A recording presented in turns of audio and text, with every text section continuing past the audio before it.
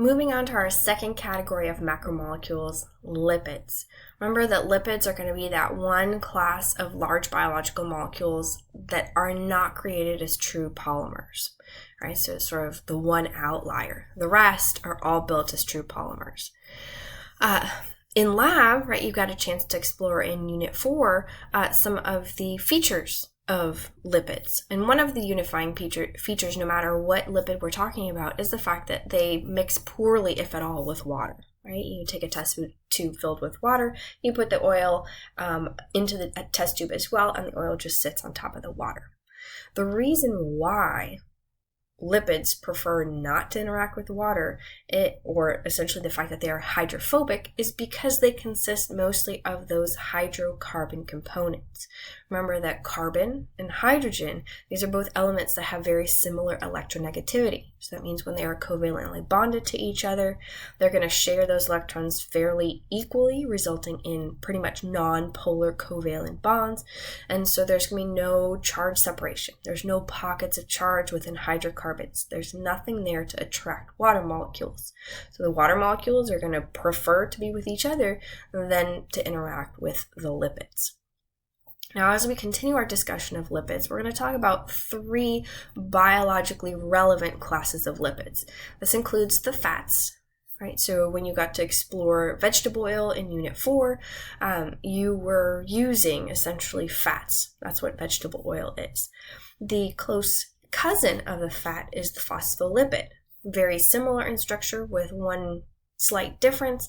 Phospholipids are the main components of cell membranes. So we're going to spend a lot of time reviewing and adding to our knowledge of phospholipids when we get to Chapter 7.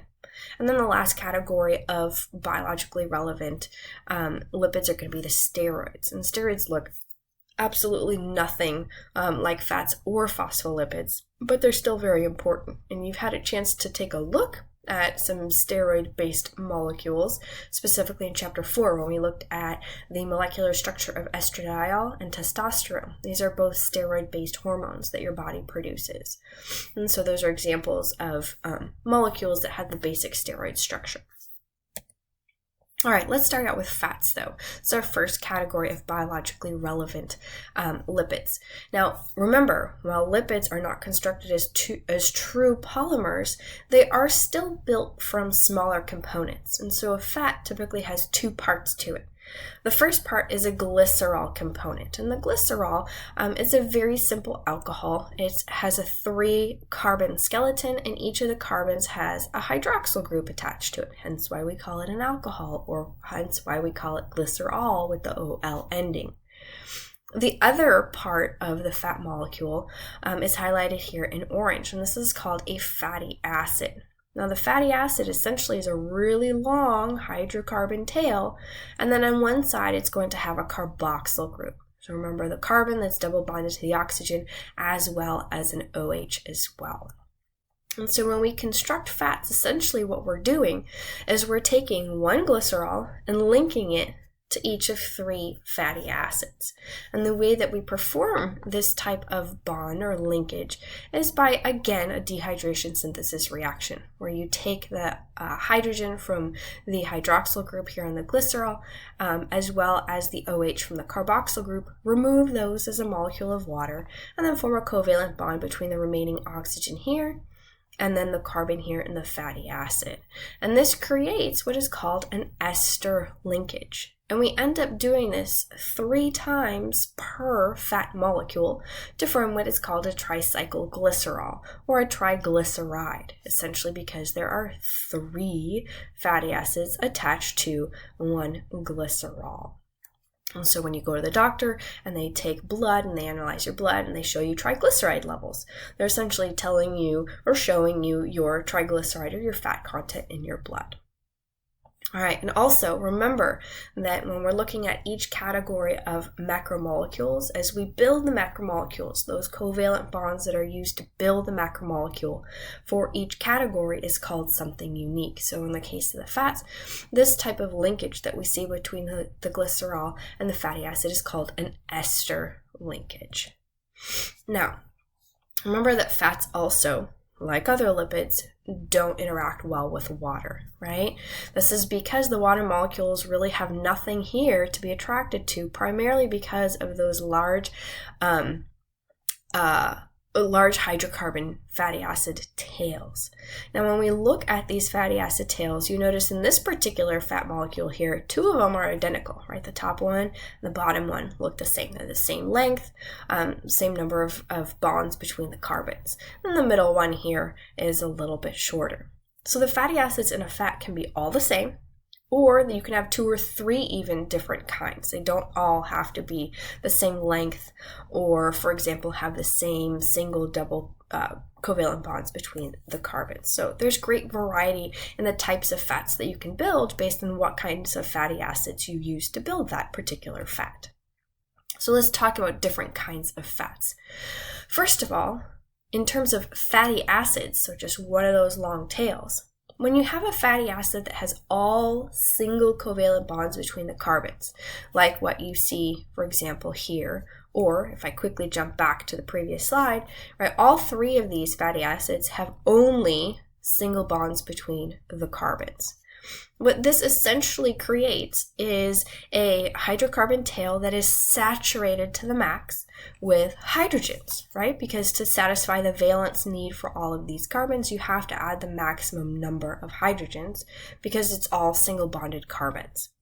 So those kinds of fatty acids we call saturated fatty acids. They have the maximum number of hydrogen atoms possible and no double bonds between the carbons.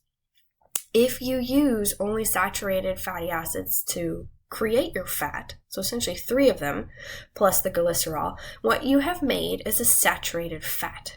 And if you look at the saturated fat right here, you'll notice that the tails of those fatty acids with all of their single covalent bonds between the carbons are all straight. And so you can take this molecule and you could probably condense or really compact many of them closely together because they don't take up too much space. And so because of this reason, most saturated fats are going to be solids at room temperature. They pack a lot closer together, they're more dense, they'll be more of a solid. This includes things like butter and lard. Typically your animal fats will be your saturated fats. Now, you can also introduce some double bonds in between those carbons. So for example, here's one fatty acid that has a double bond right here between those 2 carbons. Anytime you introduce a double bond, this means that the carbons themselves are sharing more valence electrons with each other, and they don't need as many hydrogens to help satisfy their valence.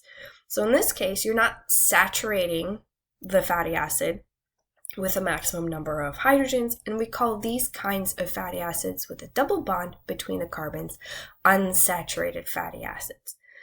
Also, with unsaturated fatty acids, because of that double bond, you end up getting a kink in the tail. It's bent. And so when you build a fat using one or more of these unsaturated fatty acids, you end up creating an unsaturated fat. With that kink in the tail, the molecule takes up a little bit more space. You can't pack those unsaturated fat molecules really closely together. They'll be more spread out, less dense, and these are going to be your oils or your liquids at room temperature. So things like plant fats or fish fats, right? Plant oils like canola oil. That's a good example of an oil. Or your fish oils, again, good example of your unsaturated fat. Now, what we have learned based on many studies looking into nutrition and health, for example, that if you have a diet that's really rich in those saturated fats with all single bonds between the carbons, the saturated fats tend to contribute much more to cardiovascular disease by contributing to plaque deposits within your arteries, helping to harden the arteries and leading essentially to cardiovascular disease. Another thing that we have noticed, so far, right, it's better to eat your unsaturated fats, your plant oils and fish oils, than your animal fats or your saturated fats. The other kind of fat that we have seen in the past few decades appearing on grocery shelves are your trans fats. Essentially, what trans fats are, it is a byproduct of food processing. So back, I believe, in the early 80s, 90s, we ended up taking some of these healthy or healthier unsaturated fats, and we try to what is called hydrogenate them, which means break some of those double bonds and add hydrogenation, add hydrogens to those fats. Now, during this process of trying to hydrogenate unsaturated fats, we changed their chemical structure, and not all of the double bonds were broken. And those that did not get broken actually got converted from cis double bonds to trans double bonds. Let's take a look at this by taking one step back. Remember our cis and trans isomers. If you have a cis isomer, then both of the extra components bound to carbon sharing a double bond. If they're on one side, it's a cis isomer. If they're on opposite sides of the double bond, then you'll have a trans isomer.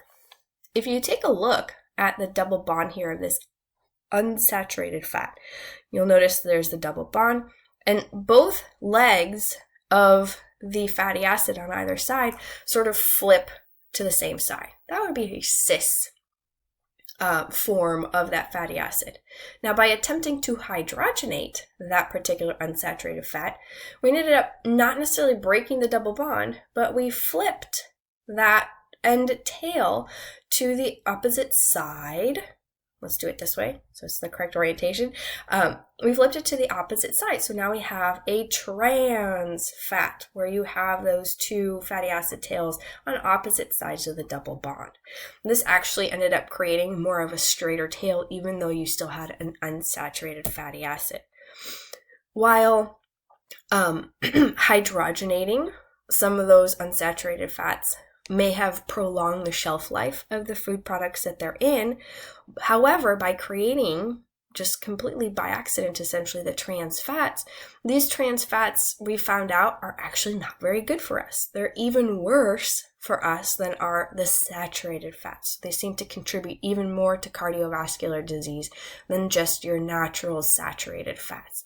And so this is why many countries have actually outlawed the use of trans fats in restaurants and other places to keep their citizens as safe as possible. And this is why, again, a lot of labels these days read in big letters, no trans fats, just to make sure that you understand that you're not consuming something that might contribute to that cardiovascular disease. Okay, now that's not to scare you not to eat fat again, right? Fat is actually very important in your diet, so long as you get the right kind of fat and you limit how much intake of fat you essentially undergo. So there are certain unsaturated fatty acids that are actually not synthesized in the human body at all. So this means that you have to take them in somehow by your diet or through your diet. An example of one of these is actually going to be one of the essential fatty acids, which is omega-3, right? So omega-3 fatty acids are required for normal growth, and they're actually thought to protect against cardiovascular disease. One other place this is very important is, for example, during development. So when children are born and up through probably the age of around 3, their central nervous system, their brain, is highly developing. And omega-3 fatty acids are crucial in the proper development of the nervous system. I don't know if anybody's ever tried, but giving a child fish oil is probably not the easiest thing to do. So the nice thing now is that you can actually buy milk. You can buy whole milk that has the addition of these omega-3 fatty acids to the milk. And of course, it's a lot easier to get a kid to drink milk than it is for them to take fish oil. And this way you can ensure that they still get those beneficial and crucial essential fatty acids. On top of that, right, fats are responsible for energy storage. This is your long-term reserves. And your long-term reserves are housed in your adipose tissue, right? Those are your fat cells and your fat tissue that store all the excess fat, so that when you need extra energy, you can turn to those reserves. The adipose tissue is not a bad thing either, as it helps to cushion some of your vital organs. It helps to insulate your body as well. So again, having a certain amount of fat within your diet, making sure just the right kind of fat is really crucial to your general overall health.